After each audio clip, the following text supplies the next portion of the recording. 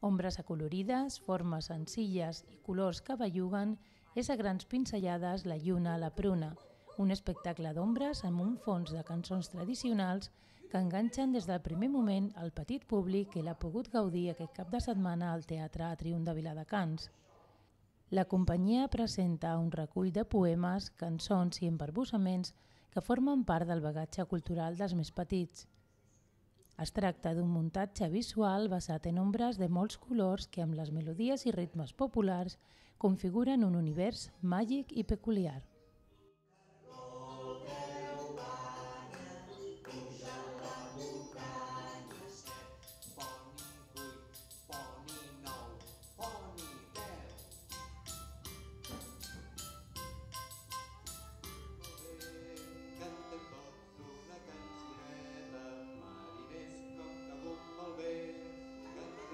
Una cançoneta